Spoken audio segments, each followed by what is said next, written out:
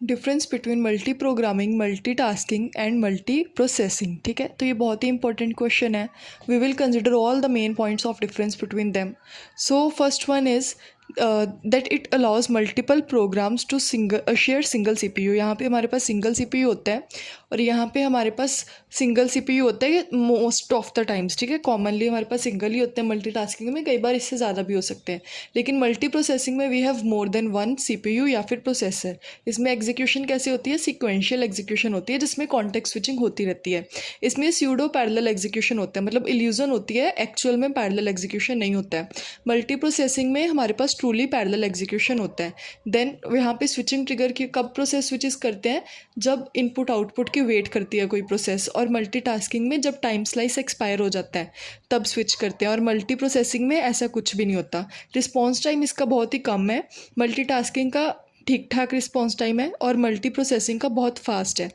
Then complexity इसकी लो है, ये मीडियम है और ये हाई है। इसका मेन फोकस है to increase the CPU utilisation.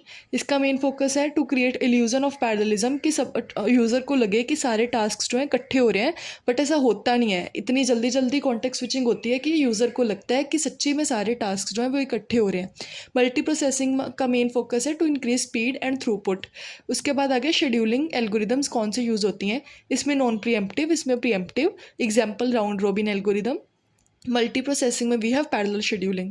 उसके बाद आ गया एग्जाम्पल्स, कहाँ कहाँ पे यूज़ होते हैं। ये बैच सिस्टम्स में यूज़ होते हैं, जो कि बहुत पुरानी टेक्निक है, इसलिए इसमें सब पुअर है, रिस्पॉन्स टाइम पे पुअर है, कॉम्प्लेक्सिटी भी लो है। और जो हमारे पास मल्टीटास्किंग है वो हमारे पास पर्सनल कंप्यूटर्स में यूज़ होते हैं।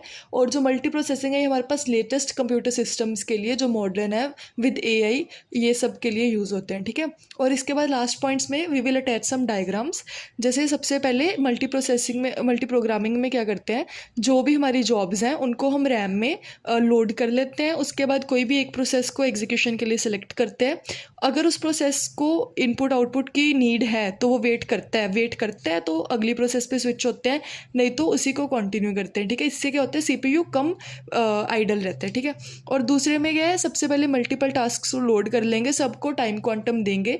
जैसे ही वो टाइम स्लाइस जो है हमारे पास एक्सपायर हो जाती है तो स्विच टू अनदर प्रोसेस, और अगर नहीं होती ओवर तो कंटिन्यू।